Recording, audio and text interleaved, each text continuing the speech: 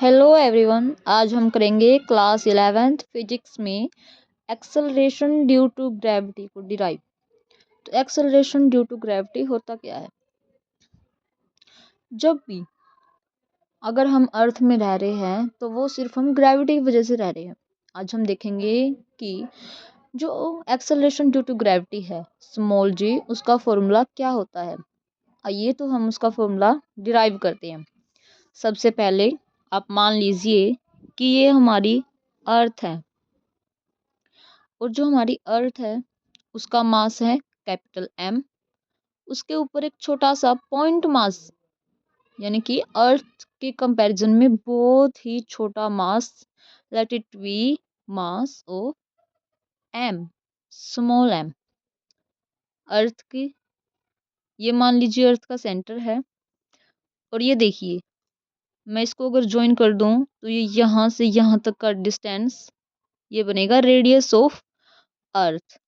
सबसे पहले आप मान के चलिए कि जो अर्थ का मास है ना वो यूनिफॉर्मली डिस्ट्रीब्यूटेड है, यानी कि ये नहीं है कि यहाँ पे तो बहुत ही ज़्यादा हो, यहाँ पर बहुत कम हो। वो हर जगह यूनिफॉर्मली डिस्ट्रीब्यूटेड है।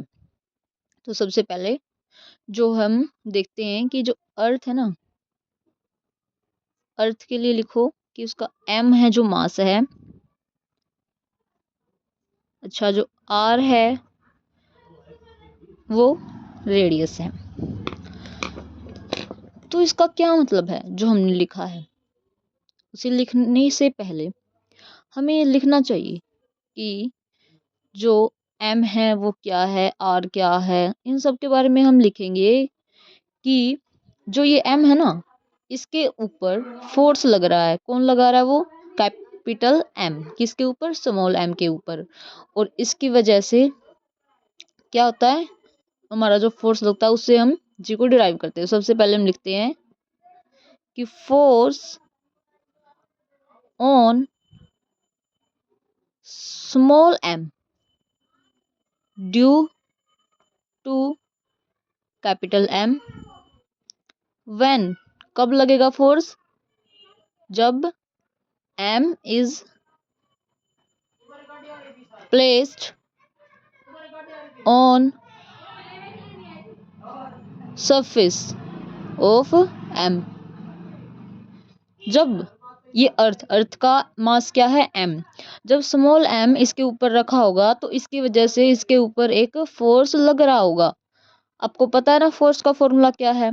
F is equals to G M, यानी कि जो मास किसका है? इसका ऑब्जेक्ट का, इनटू में अर्थ का मास डिवाइडेड बाय आर का square. Also we know that force का फॉर्मूला एक और क्या होता है? Force is equals to mass into में एक्सेलरेशन।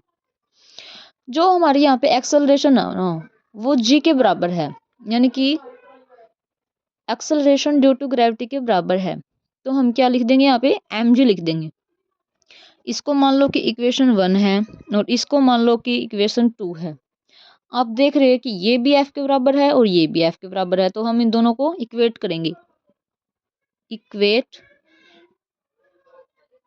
ऑन इक्वेटिंग 1 एंड 2, एक और दो को इक्वेट करने पर G M M R square is equals to M G. देखिए इस एम से ये एम कट गया।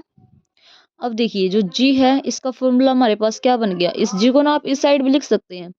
जी is equals to G into M mass of earth divided by R का स्क्वेयर। ये हो गया। ऑल्सो इसी को हम क्या बोलते हैं? ग्रेविटेशनल